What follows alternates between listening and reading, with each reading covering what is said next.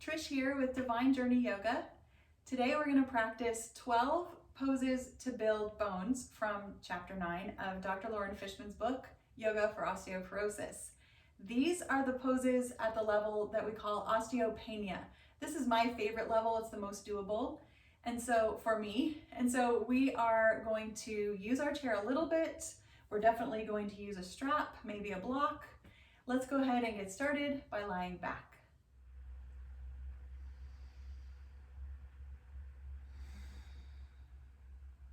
One more breath.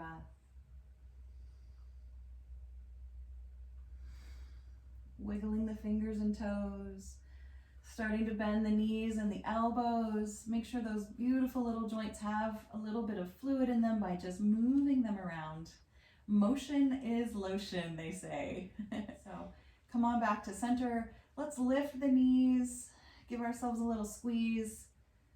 And then choose how bent or straight your legs will be. And I'm actually gonna have my legs in a half knee bend. So it's somewhere between straight and fully bent, right about half.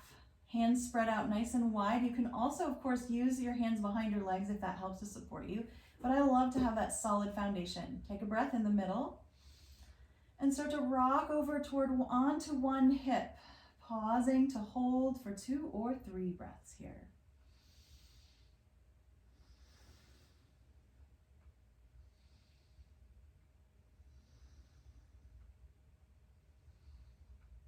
Rocking back up. You know you can come up ahead of me.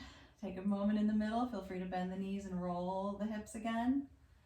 Give them a little break. You can feel that stress going on in the hip joints. That's where we're building the bones here with this pose. Straightening or kind of unbending the knees slightly as you rock over to the other side. And breathe.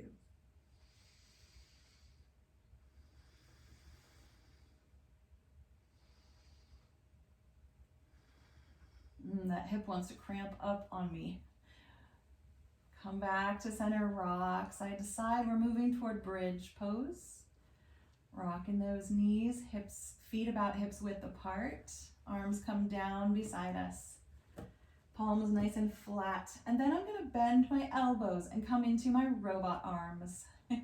Tuck those shoulder blades under toward each other. Plant the feet and begin to lift. Pressing into the elbows, pressing the hips upward, and breathe here. Let's see if we can stay for 4 breaths. But again, it's not a competition, so mostly pay attention to when you need to come down.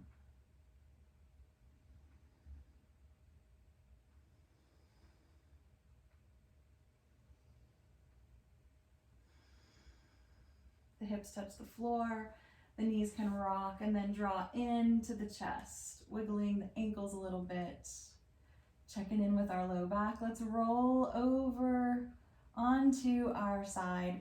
And as we roll over and push upward, let's grab our strap. We're gonna use a strap for the next 2 seated poses rather than leaning all the way forward into our forward fold and our half butterfly. So I'm gonna stretch the legs out, but the knees are gonna have to bend so I can wrap my strap around the balls of my feet. Nice and tall, shoulders roll back. Take your time. We're gonna settle in here like we're driving a sleigh. Feels very jingle belly. Lean those shoulders way back. Get that tension in the strap, work in the arms. This is really nice.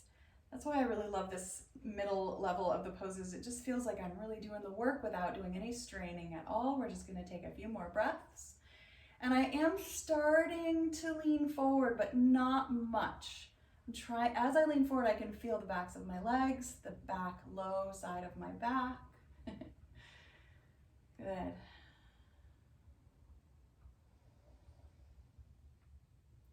The arms soften as we lean back. Take our hands behind, open those fingers, rock a few times, side to side. Transitioning by sitting up again, keeping the strap around one foot, we're gonna bend the other knee and tuck the foot into the thigh. I'm still leaning in the direction of that leg. It's interesting to see how this changes the pose. I rock a little bit side to side just to kind of situate those sit bones. And then again, engage with the strap, pulling the foot, pressing the foot into the strap, breathing.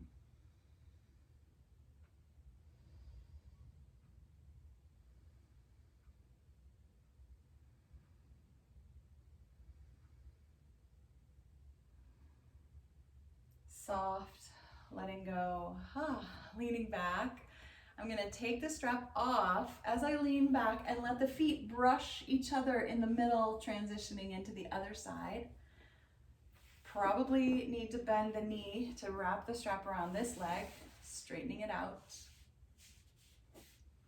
Coming into your sleigh ride, pulling on those reins, pushing into the strap with your foot.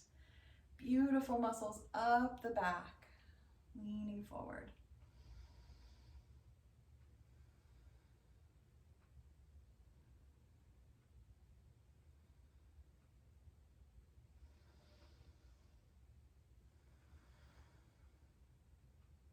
Relax, let go, and lean back.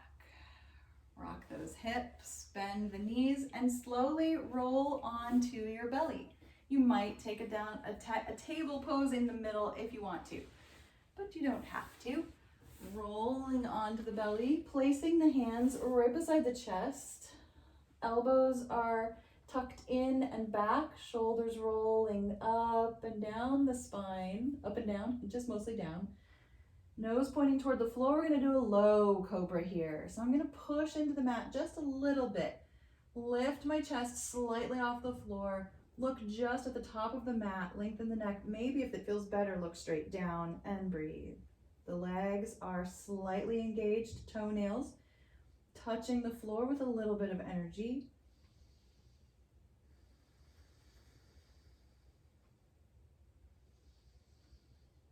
Feeling all those muscles pressing on the vertebrae. That's how we're building those bones. Soft, set the head back, down, maybe turn the head to one side, rock a little, turn it to the other side. And knowing we have to press back up, crawl those knees in a little bit, pushing into the floor. Let the hips slide back. Lengthen the spine, straighten out that tailbone. Breathing just for a moment. This is a bonus pose. We are transitioning into down dog, and this time we're going to use our chair. So I'm going to crawl around to the other side. I'm going to come up through a down dog at my chair. So of course you don't have to do this. You could just come right up through down dog. I'm going to plant my hands right on the edge of the chair. The toes are curled under. I'm going to lift my hips. I might have to crawl in a little closer, get those hips up. And then I'm going to take a few steps back as I drop the shoulders, that nice long line from the hands to the hips. Breathing. This is a really nice sensation here. I like to take a little bit longer in this pose. See how it feels in the shoulders, releasing them a little more. You can also have the shoulders quite high. This is also a valid down dog with a chair, a nice flat back. Let's start to walk our feet forward, bending those knees a lot, taking the hands to the thighs, supported forward fold, and stand up. Roll the shoulders. For triangle pose, this time we're going to use a block and not the chair. The feet go wider and wider apart. Wide angle pose. Starting to bend the knee so that I can situate that hip bone. The arm comes down to the thigh, and then I'm going to plant my block. And I'm going to keep it on its tallest setting here. Tips of the fingers resting on the top of that block as I start to straighten the knee. My other hand is tucked behind or is out nice and wide on a diagonal. Now pull the belly in. Feel free to have the knee more bent if it works better for you. Breathing, nice deep breaths.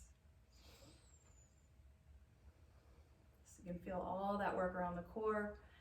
Let's bend the knee, get the elbow back on the thigh, then the hand on the thigh to push ourselves up. Straighten out and turn those toes forward. Let's take a forward fold, just a bonus pose here to take the block and send it to the other side. Rising as you turn the other foot out. Placing the block, bending the knee to come safely into this pose. Forearm to the thigh, fingertips on the block, and then the knee starts to straighten. And so maybe your side body says, I shouldn't touch the block. I should be pressing into my hip or even up a little higher. So pay attention here. This is the osteopenia level of this pose, but it doesn't mean we have to do them all. Breathe deep, push into your feet. Use the muscles in your legs to squeeze those bones and grow that density of bone there.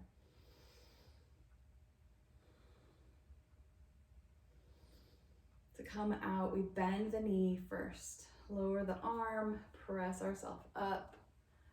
Yes, and we can take the block and just kind of toss it away. Start to heel toe the feet together or step them closer together. Maybe a few marches. And we get to use our chair for our tree pose. So I'm just going to turn it around. At this level, we're just turning it around, keeping one hand on the chair. I'm still kind of stepping my feet, swinging the hips, making sure everything feels all right. I might need a forward fold to stretch out the spine, make sure everything's okay after that triangle pose, which can be very difficult on the low back. Get on that standing leg, probably right next to the chair. The other knee goes forward and opens up. And we choose again where we're going to place that foot. On this side, I can actually get the foot up higher. On the other side, it does not stay. Now we add the arm, this opposite arm to the standing leg. And I really like this. A little bit of a diagonal feeling here. Pressing into that standing leg, lifting with the arm up with one more breath.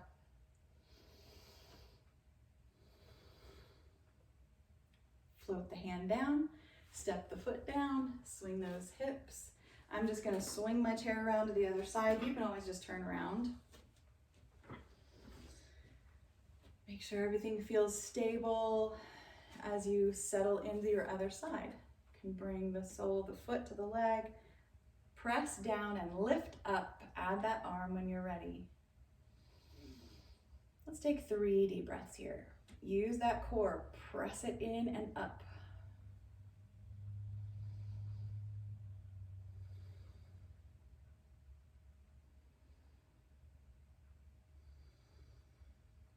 Stepping down to swing those hips. We're going to start to sink into chair pose. The hands slide down the thighs, tailbone sticks straight back behind me, shoulders upward, and my arms are going to go in a wide V shape. So I have this wide open V, feels really good on my back. Take a deep breath or 2 here. Let those legs engage to stress those bones.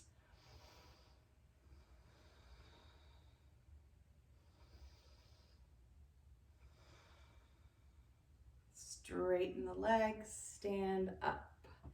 And I'm going to turn toward the chair. I'm going to step 1 foot up on the chair, and it's going to be the leg that's closer to you guys, because that's the direction my twist is going to go, toward that top knee, okay? I'm going to start to lean forward on an angle and maybe even put my hand on a low rung of the back of the chair, or maybe even the fingertips touch the chair as I turn toward the front bent knee and open the other arm wide. So this is a leaning, standing twist. This is replacing that seated twist. I kind of like this. Uses a lot of core practice there. One more breath.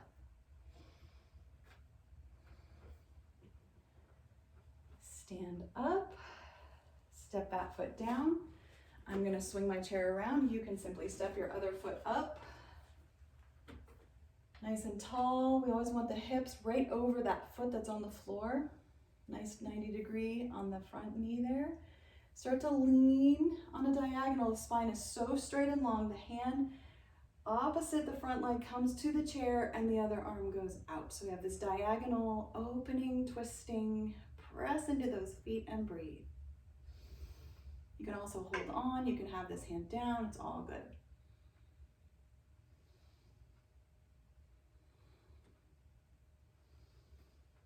Turn forward, lift up and step down. It's so interesting how that pose is difficult even though we're using a chair.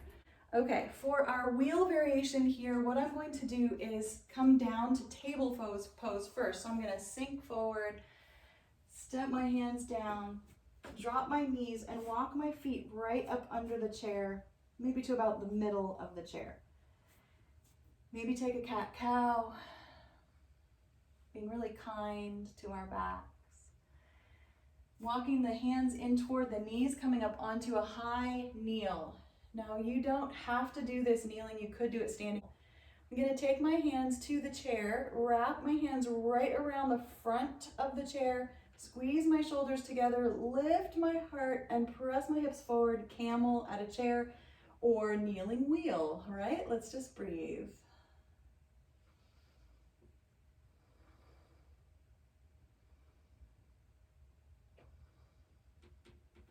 Release. Bring those hands back down to the floor. Whew. I'm gonna sink my hips over to one side, bring my knees sideways as I lie down on my side, the safest way to transition to our backs as we move toward our Shavasana. Mini Shavasana here at the end of our osteopenia level 12 poses for building bones. Let's just breathe and let it all go. The resting is so important. If we don't rest, the body doesn't have time to rebuild and integrate all of the good work we're doing.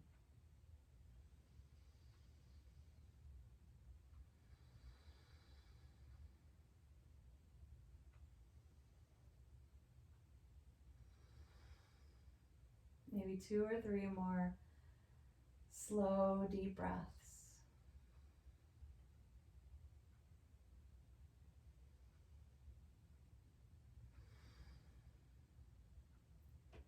Moving fingers, wiggle the nose.